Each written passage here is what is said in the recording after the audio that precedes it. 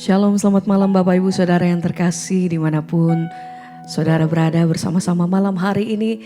Mari saya mengajak setiap kita naikkan pujian dan syukur di hadapan Tuhan. Sepanjang hari ini saya percaya ada begitu banyak kebaikan dan pertolongan Tuhan. Sebab itu mari bersama-sama malam hari ini kita naikkan pujian dan syukur kita. Datang dalam hadirat Tuhan, mari bersama-sama kita satu hati, kita berdoa. Tuhan, terima kasih buat malam hari ini. Kami datang mengucap syukur, terima kasih Tuhan untuk senantiasa pertolongan dan perkenanan Tuhan dalam hidup kami sampai hari ini. Sama-sama kami bawa hati kami Tuhan, memuji dan menyembah Engkau. Ini setiap keberadaan kami malam hari ini. Kami mau bawa setiap rasa syukur kami. Terima kasih Tuhan, Kau sungguh baik, Kau sangat baik. Segala pujian dan hormat syukur kami bagi Engkau, Allah yang hidup, kudus, haleluya. Terima kasih Tuhan. Ini pujian hati kami. Engkau layak, Engkau layak terima hormat kami. Haleluya. Malam hari ini kami sama-sama mau menikmati kasih Tuhan. Kami datang dalam hadirat-Mu Bapa, sembah puji, haleluya.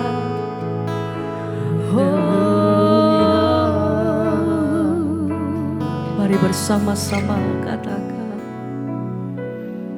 ku mau memuji-Mu, ku selalu puji-Mu, ku mau menyembah-Mu, ku selalu sembah-Mu. Engkau layak Tuhan, Engkau yang layak terima, amin, semua pujian, kemuliaan hanya bagi Tuhan. Kami mau memuji-Mu, mau memuji-Mu, ku selalu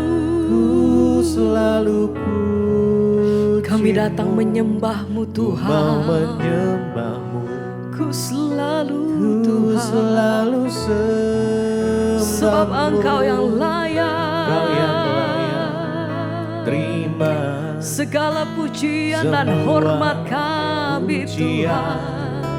Kemuliaan hanya bagi Tuhan. Kami mau memuji-Mu, ku mau memuji-Mu, ku selalu puji-Mu, ku mau menyembah-Mu, ku selalu sembah-Mu. Kau yang layak terima semua pujian, kemuliaan hanya bagi Tuhan. Mari angkat hatimu, nyatakan, ku mau memuji-Mu, ku selalu puji-Mu. mau menyembah. Segenap hati kami datang menyembah-Mu Tuhan, sebab Kau layak Bapa.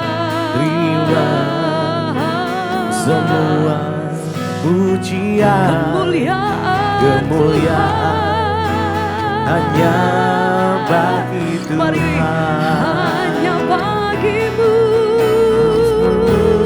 kami mau memuji-Mu, ku selalu puji-Mu, mau menyembah-Mu, ku selalu sembah-Mu. Engkau layak terima pengagungan, Engkau layak semua Tuhan. pujian, Amin. kemuliaan hanya bagi Tuhan. Kami mau memuji-Mu, ku mau memuji-Mu, ku selalu puji mau menyembahmu, ku selalu sembahmu.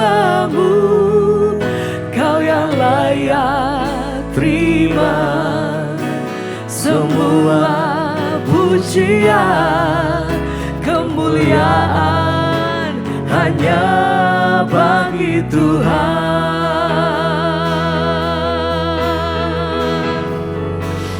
Segala pujian, hormat dan syukur kami malam hari ini.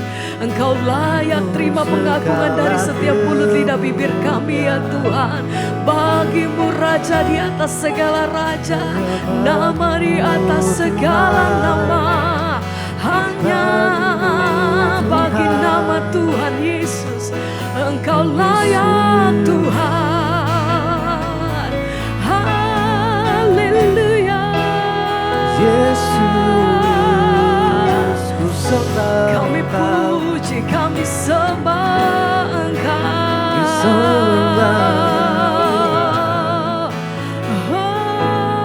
Aku mau memujimu, ku selalu pujimu, ku mau menyembahmu, ku selalu sembahmu. amin. Kau yang layak terima semua pujian, kemuliaan Amin Tuhan. hanya bagi Tuhan. Kami memuji Mau kebesaran-Mu. memujimu, ku selalu pujimu, Kau ku layak mau menyembahmu, Tuhan. ku selalu sembahmu. Oh, ini hati kami Kau malam yang hari. layak terima Pujian bagi semua yang kudus. pujian, Terima kasih Tuhan. kemuliaan Amin. hanya bagi Tuhan. Terima kasih, terima kasih. Sembah pujian kami bagi-Mu Tuhan. Oh, sembah. Dan segala kemuliaan, keagungan, kejayaan, segala pujian dan hormat hanya bagi nama-Mu Tuhan.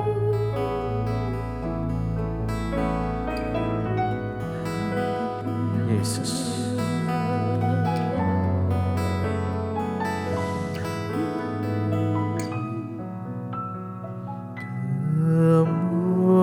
Kemuliaan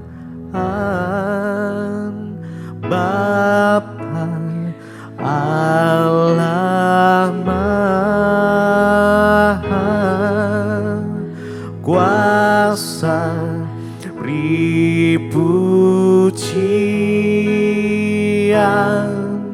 dan hormat selamanya.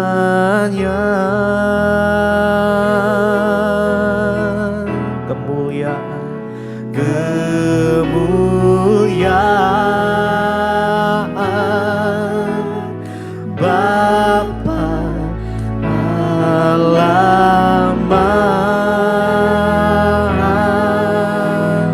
Kuasa, beri pujian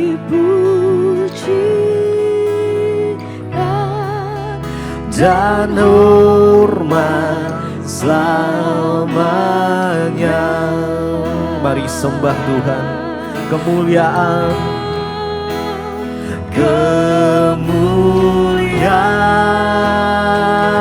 kemuliaan Bapa Allah Maha Kuasa, beri pujian dan hormat selamanya. Kemuliaan Bapa, kemuliaan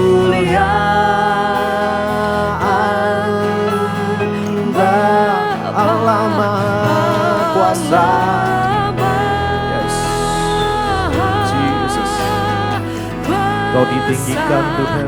Dipuji dan hormat selamanya. Kemuliaan Bapa, kemuliaan Bapa Maha Kuasa, Maha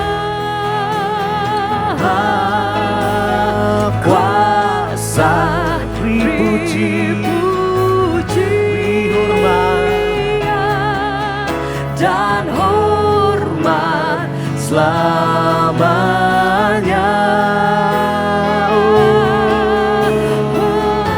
Kemuliaan, kemuliaan Bapa Allah Maha Kuasa, kuasa, pujian dan hormat selamanya.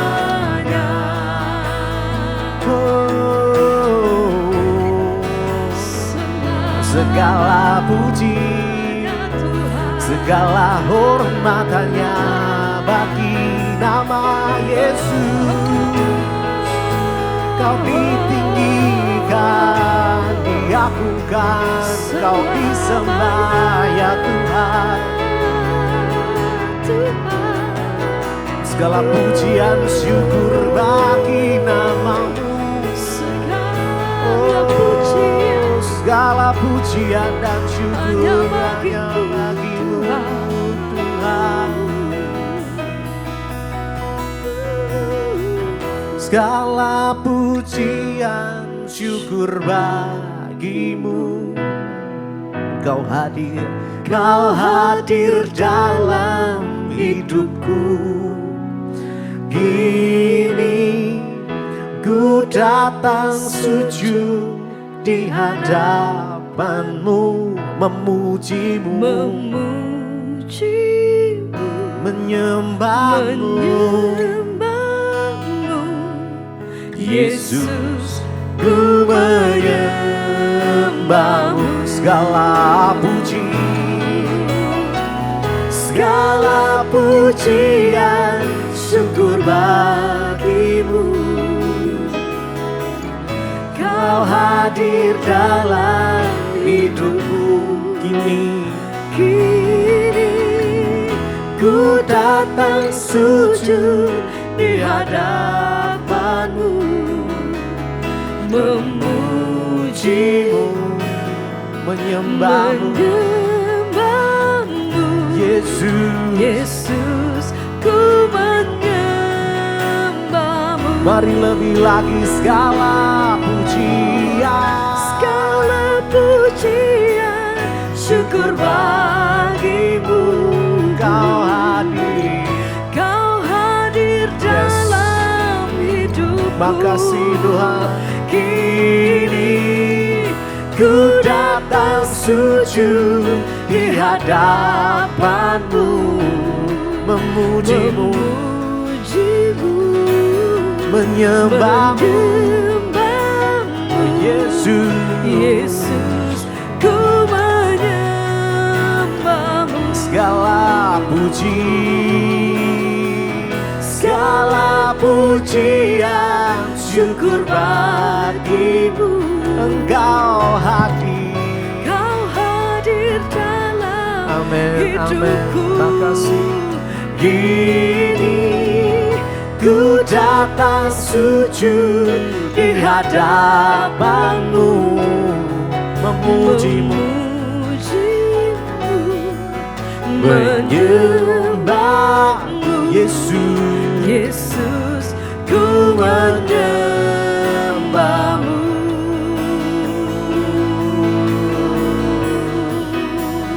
Ku menyembah-Mu ya Tuhan.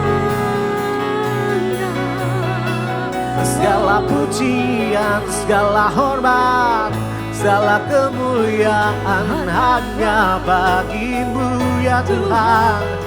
Yesus, Yesus. Kemuliaan hanya bagi Kau yang layak terima pujian kami, Kau yang layak terima penyembahan. Oh Yesus, Tuhan. Segala pujian syukur bagimu. Kau hadir dalam hidupku. Kini ku datang sujud di hadapanmu, memujimu, menyembahmu, Yesus, ku menyembahmu.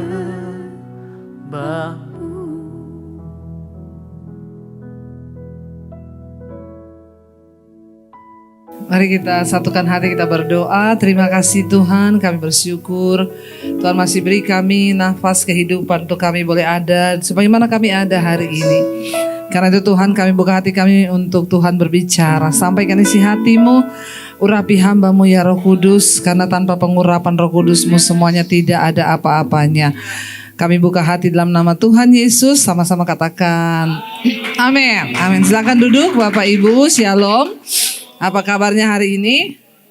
Luar biasa ya, puji Tuhan. Kita bersyukur kita punya Tuhan yang ajaib. Iya, tema dari gereja hari ini, bulan-bulan ini adalah dijangkau dan menjangkau.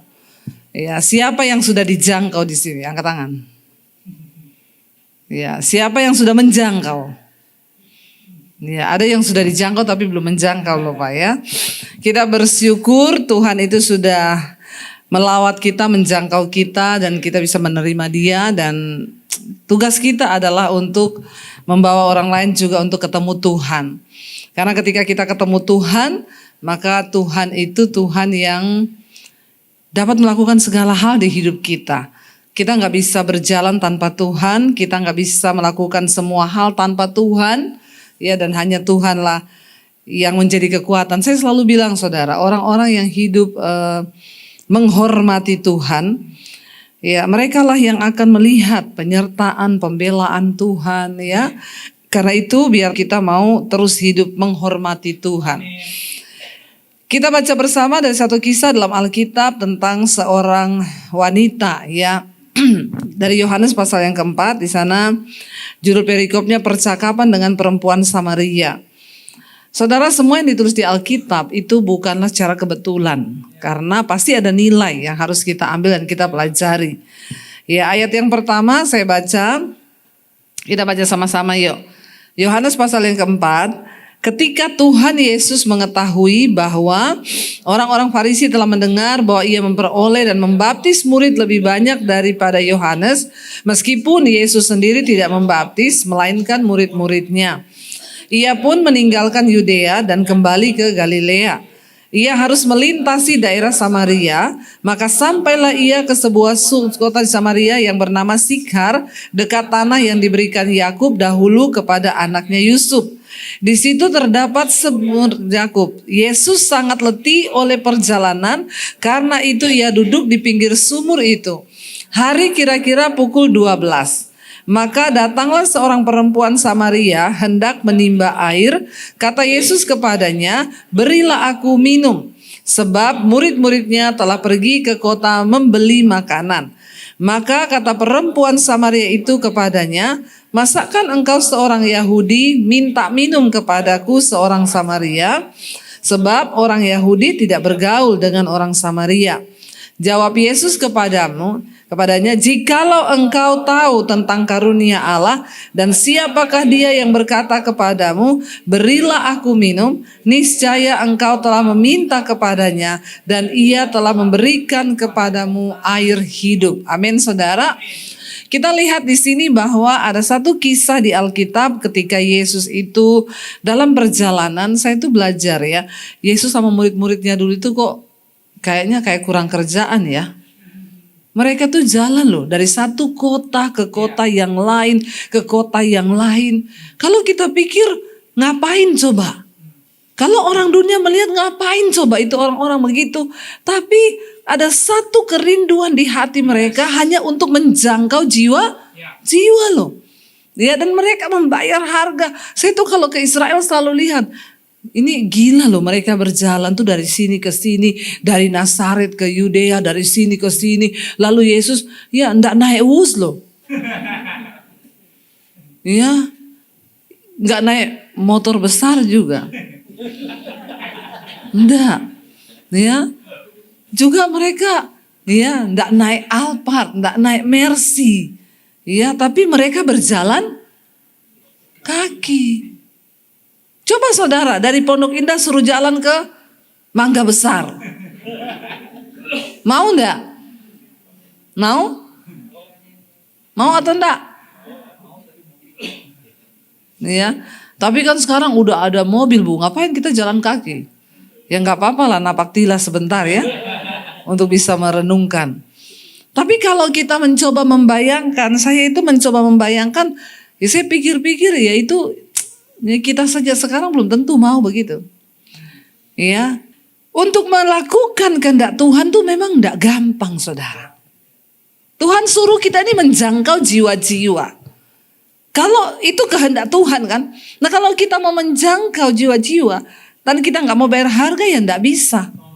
Ada satu kesaksian di Mesbah Doa Bu, saya itu jemaat Mesbah Doa, lalu satu saat saya sama istri saya divonis dokter nggak bisa punya anak secara normal, harus bayi tabung, dan bayi tabung itu kan besar ya biayanya, apalagi kalau pakai tabung gas, itu agak murah mungkin ya kalau mau cari yang hemat. Kalau saudara yang mau bayi tabung tapi biayanya pas-pasan pakai BPJS bisa tabung gas. Tapi nggak dijamin ya.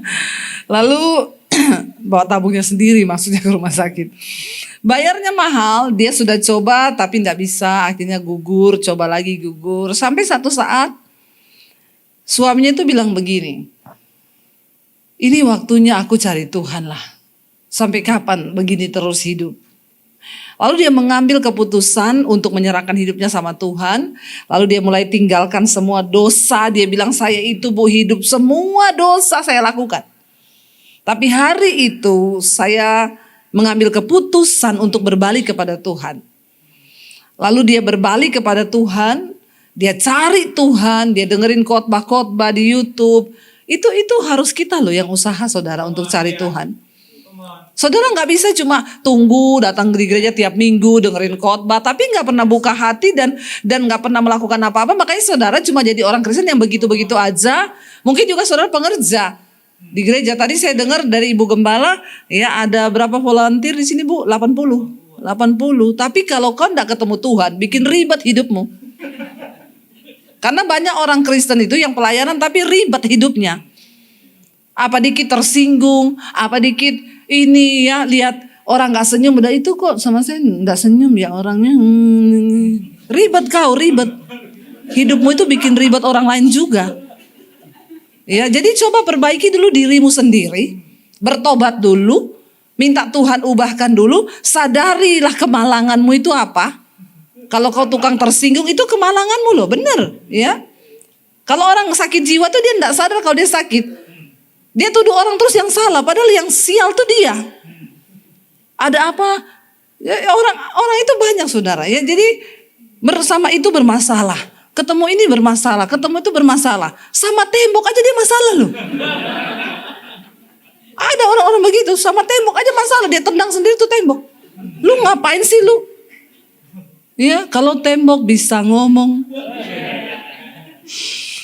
Ada orang-orang begitu memang ada. Dia ketemu sini dan dia tidak menyadari kalau dia itu sakit. Kita nggak mungkin bisa bawa orang bertemu Tuhan, menjangkau orang kalau kita sendiri belum beres. Kita dulu harus sembuh, kita dulu harus datang bawa diri sama Tuhan, baru kau bisa jadi alat penjangkauan. Kalau enggak kau jadi batu sandungan. Bukan batu sandungan lagi, trotoar sandungan. Kalau batu kecil saudara, trotoar tuh gede. Dan Alkitab berkata Yesus itu datang untuk orang sakit. Sebab bukan orang sehat yang butuh dokter, tapi orang sakit. Masalahnya seringkali kita ini tidak sadar kalau kita. Amin.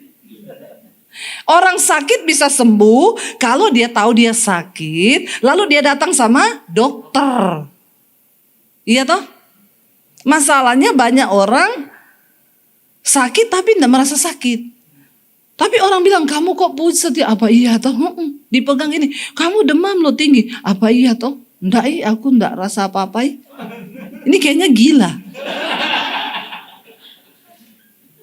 Makanya saudara, ada orang-orang Kristen yang hidupnya itu troublemaker, di gereja itu bikin masalah, udah pengerja, tersinggungan, dan ini orang-orang begini bikin perpecahan. Ya, saya sekarang agak keras, Pak. Kalau ada orang begini langsung saya suruh keluar dulu. Apalagi kalau dia nggak mau dibina ya, kita sudah berusaha bina, tapi nggak mau ya sudah kita binasakan.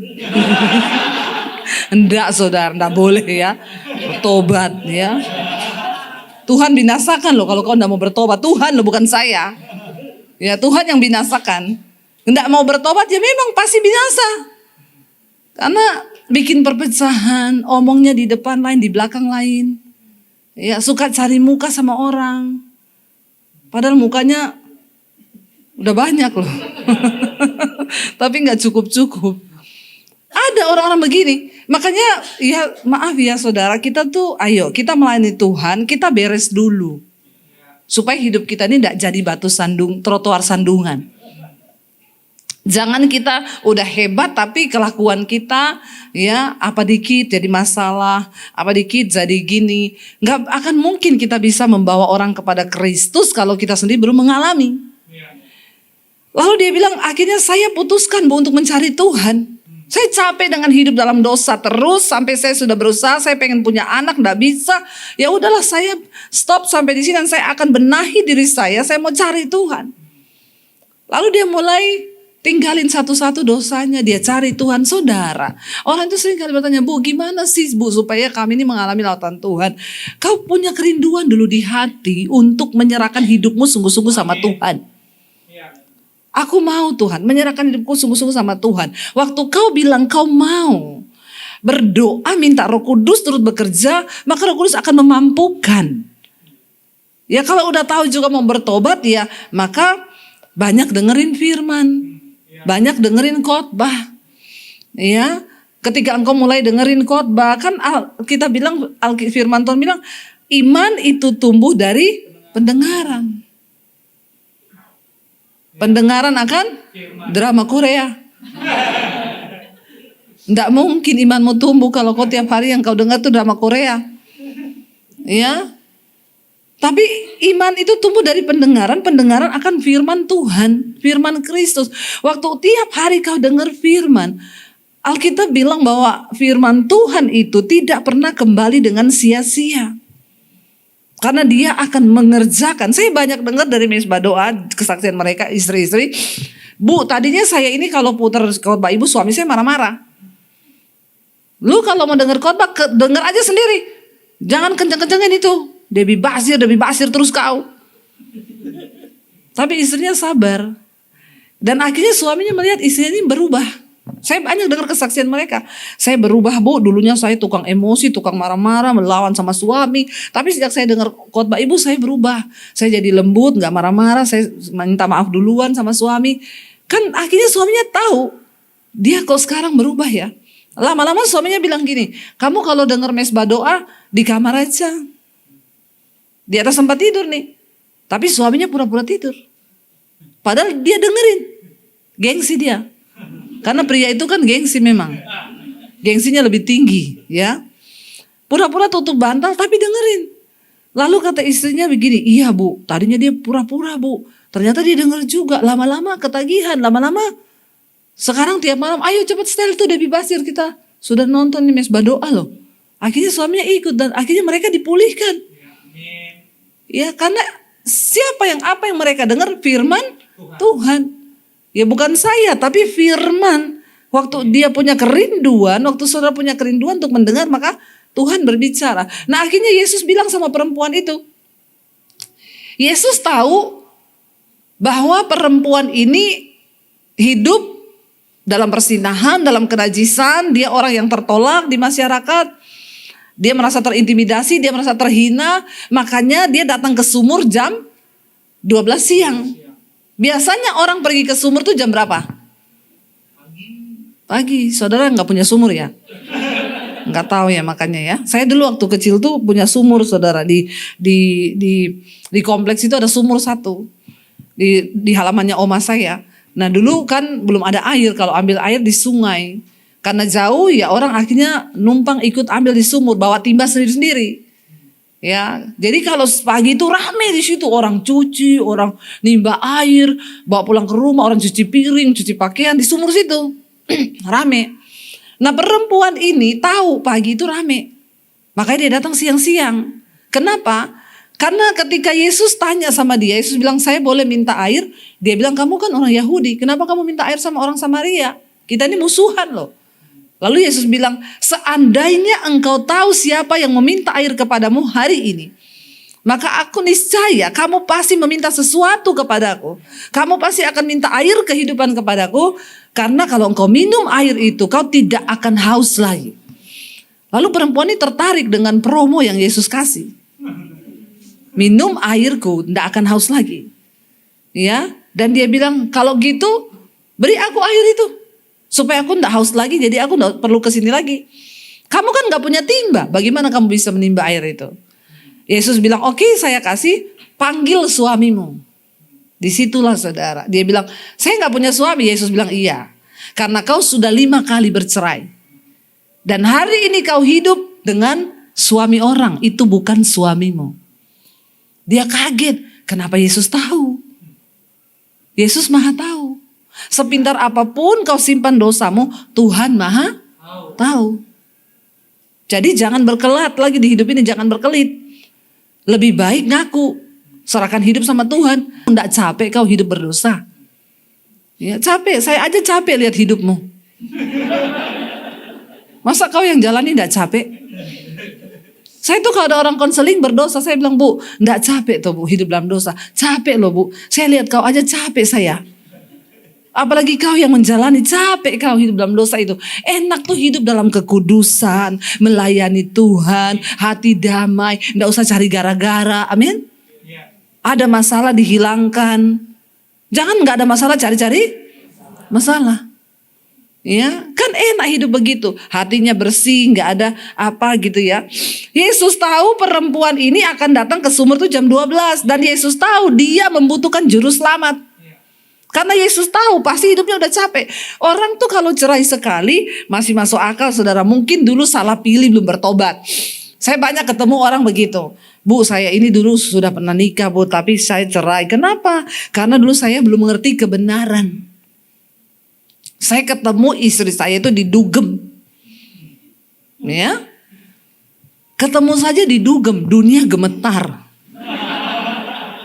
Pasti rumah tangganya bergetar. Ya, jadi penting kalau ketemu jodoh itu di mana penting. Ya, kalau kau ketemunya didugem, ya bergetar rumah tanggamu. Kalau kau ketemu istri di kuburan, horor rumah tanggamu. Horor, menakutkan. Ya, ketemu istri paling bagus tuh di gereja. Amin. Jadi yang muda-muda kalau mau cari jodoh datang ke sini. Enggak apa-apa, lebih baik kan ketemu di gereja. Ya, daripada di mana terminal gitu. Ya. Kau ini mau cari jodoh atau cari preman? Ya, jadi kalau nikah 1 kali terus cerai, oh gagal dulu, salah pilih. Tapi kalau 5 kali, perempuan ini 5 kali nikah, 5 kali cerai. Dan sekarang lagi kumpul kebo sama kebo.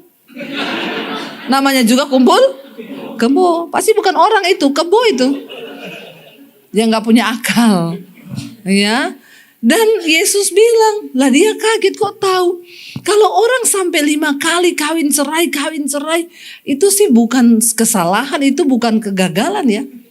Itu apa itu namanya? Kawin cerai 5 kali, ya kegatelan.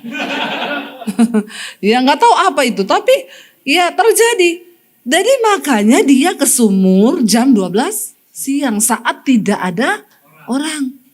Tapi Yesus tahu itu. Yesus tahu perempuan ini sudah lelah dengan hidupnya. Itu juga ndak enak. Dia sampai takut ketemu orang. Dia akan dihakimi. Dia akan ya pasti kalau datang ke sumur pagi-pagi, coba berani datang ke sumur pagi-pagi. Mulut tetangga itu maut. Ya, dia baru datang masih jauh. Semua udah. Ya, pelakor. Kumpul kebo. Makanya dia nggak mau. Tapi Tuhan Yesus tahu. Dia butuh sentuhan, dia butuh jamahan, dia perlu dijangkau. Saat itu dia kaget waktu Yesus bilang, iya memang kau nggak punya suami. Karena kau sudah 5 kali menikah, kau 5 kali cerai, dan sekarang kau hidup bukan dengan suamimu. Dia kaget mendengar apa yang Tuhan bilang kepada dia. Dan akhirnya Yesus berkata kepada dia, nenek moyangmu mencari Allah di gunung. Bangsa kami Yahudi mencari Allah di Yerusalem. Kan di sana tempat orang berdoa di bait Allah. Tapi akan datang saatnya Tuhan bilang, Bapa akan mencari penyembah benar yang menyembah Bapa dalam roh dan kebenaran. Kau tidak perlu lagi berdoa di gunung. Kau tidak usah perlu berdoa ke Yerusalem.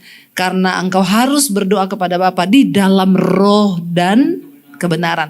Karena Bapa menghendaki penyembah-penyembah yang demikian. Gak perlu ke Israel untuk berdoa. Kita ke Israel jalan-jalan saja. Lihat sejarah di sana. Oh, ini Tuhan pernah datang di sini. Ya, jemaat tuh kan nanya, Bu Debi kalau ke Israel, di mana tempat ibu paling bergetar kalau berdoa? Saya bilang di kamar hotel. Oh, kok bisa? Ya, karena Yesus berkata, kalau kau ingin berdoa menemui Bapamu, masuklah ke kamarmu, tutuplah pintu, berdoalah kepada Bapamu dari tempat yang tersembunyi, maka Bapamu yang ada di tempat yang tersembunyi akan menjawab doamu dari tempat yang tersembunyi. Nggak usah kau berdoa di tembok ratapan, pukul-pukul kepalamu begini. Geger otak nanti kau. Dijawab kagak, geger iya. Jadi jangan ya, nak ya jangan. Apalagi kalau orang mau ke Israel titip doa, sesat kau, sesat. Pendetanya mau aja mana titipan doa karena dapat titipan amplop. Kalau saya sekarang mau dititip amplopnya saya ambil, formulir doanya saya buang. Karena kenapa saudara? Kalau kau pergi, saya bawa grup kemarin, lihat itu loh, ada pendeta lagi masukin formulir doa di batu-batu. Tukang sampahnya datang, begitu pendetanya pergi diambil semua dibuang di tempat sampah. Saya bilang itu nasibnya formulir doamu. Tidak sampai ke sorga, cuma sampai di tempat sampah. Kau pikir setelah formulir doamu didoakan di tembok ratapan terus Tuhan mendengar gitu? Karena persembahan hidupmu tidak akan pernah bisa kau tukarkan oleh doa pendeta hebat manapun. Cuma bisa waktu kau datang sendiri kepada Tuhan, mempersembahkan hidup yang kudus, yang berkenan kepada Bapa, karena Bapa menghendaki penyembah yang benar, yang menyembah Dia dalam roh dan kebenaran. Saat perempuan itu mendengar firman yang Yesus katakan, jiwanya terbuka, hatinya terbuka, dia mau untuk menerima air kehidupan itu. Lalu apa yang terjadi saudara? Alkitab berkata di sana bahwa ayat yang ke-28 kita lompat Yohanes 4. Maka perempuan itu dikatakan sampai di 25 dulu. Jawab perempuan itu kepadanya, aku tahu bahwa Mesias akan datang yang disebut Kristus. Dan apabila ia datang, ia akan memberitakan segala sesuatu kepada kami. Dia mulai ingat, oh ini nubuatan dari zaman dulu bahwa ada Mesias akan datang. Ya jangan-jangan ini yang tadinya dia tidak kenal, akhirnya mulai mengenal. Sayang saudara jadi Kristen tapi gak kenal Tuhan. Lalu dikatakan seketika dia mendengar, ayat 28, maka perempuan itu meninggalkan tempayannya di situ ketika dia mengalami zaman Tuhan, lalu pergi ke kota dan berkata kepada orang-orang di situ apa? Mari lihat, di sana ada yang mengatakan kepadaku segala sesuatu yang telah kuperbuat. Mungkinkah dia Kristus itu? Maka mereka pun pergi keluar kota lalu datang kepada Yesus. Saudara, Yang tadinya perempuan ini ketika dia belum ketemu Tuhan Yesus, dia datang di sumur pas sepi, tapi waktu dia berjumpa dengan Yesus, dia mengalami kelahiran kembali. Apa yang terjadi? Dia lari ke kota, jauh loh saudara. Dia lari ke kota, dia temui banyak orang, dia bilang, hei, aku ketemu seseorang yang tahu hidupku, yang bisa baca dosaku. Dan aku mengalami sesuatu dengan dia. Ayo kita semua pergi ke sana. Dia mengajak banyak orang untuk pergi datang berjumpa dengan Tuhan Yesus. Itu yang Tuhan mau saudara. Biar hidup kita dijangkau, lalu kita bisa menjangkau banyak orang. Hari ini jangan hidup bagi kepentinganmu sendiri. Tapi mari kita hidup bagi kepentingan Tuhan. Saya undang para imam musik maju supaya hidup kita ini boleh kita pertanggungjawabkan di hadapan Tuhan kelak ketika Tuhan datang. Maka kita akan menjadi orang-orang yang dimuliakan oleh Tuhan. Bangkit berdiri bersama, datang pada Tuhan hari ini apapun keadaanmu. Tuhan tahu. Dia tahu walaupun kau pikir gak ada satu orang pun yang tahu. Tapi dengar baik, Tuhan tahu hidupmu hari ini. Seberat apapun tanggungan yang sedang kau pikul karena dosa. Mungkin engkau capek, engkau berkata, aku lelah Tuhan. Aku butuh jamahanmu supaya aku tidak kehausan lagi di hidup ini. Mencari sesuatu yang bisa membuat aku damai. Hanya di dalam Tuhan. Waktu kau berkata, ini hidupku Tuhan. Aku mau akhiri semua dosaku. Dan ketika engkau bertobat, Tuhan mulai turut bekerja. Katakan di hadapan Tuhan, angkat tanganmu. Kalau ku hidup bagimu, hatiku tetap menyembahmu. Dunia tak bisa menjauhkanku dari kasih-Mu. Mari tutup matamu dalam hadirat Tuhan. Biar kita membuka hati bagi Tuhan. Datang pada Tuhan. Dia tahu kelelahanmu. Dia tahu batas kemampuanmu. Jangan menjauh dari Tuhan. Sebab kebahagiaan hidup kita bisa dapatkan waktu kita belajar mencari Tuhan dan hidup menghormati Tuhan. Waktu engkau menghormati Tuhan, kau berkata, hidup aku ini bagimu Tuhan. Aku mau buang semua dosaku. Serapi apapun engkau simpan dan tutup dosamu, Tuhan tahu. Dia tahu sampai hal-hal yang terkecil. Karena itu hari ini, karena kita tahu Tuhan tahu, mari datang sama Tuhan. Dia mau ada pengakuan dari mulut, karena firman Tuhan berkata, berbahagialah orang yang mengakui dosanya dan meninggalkannya. Mereka akan diselamatkan dan dipulihkan. Bahkan setiap kami malam ini tidak ada satu pun yang terlewatkan. Tuhan, Engkau melawat hidup kami pribadi lepas pribadi. Kami percaya kepada Tuhan. Sekali Yesus, tetap Yesus dalam hidup kami. Karena itu mari saudara buka hati dan tanganmu di hadapan Tuhan. Terimalah kiranya berkat, rahmat, anugerah dari Allah Bapa, cinta kasih dari Tuhan Yesus Kristus, penyertaan Allah Roh Kudus yang akan terus menyertai hidup kita. Mulai dari hari ini bahkan sampai kali yang kedua Tuhan Yesus datang kembali, nama kita tercatat di dalam kitab kehidupan. Karena itu mari kita berkata di dalam nama Tuhan Yesus. Amin. Kau yang pegang tanganku, Kau yang sentuh hatiku. Selamanya ku cinta Kau Yesus, selamanya ku menyembahmu. Kau yang pegang tanganku, Kau yang sentuh hatiku. Selamanya ku cinta Kau Yesus, selamanya ku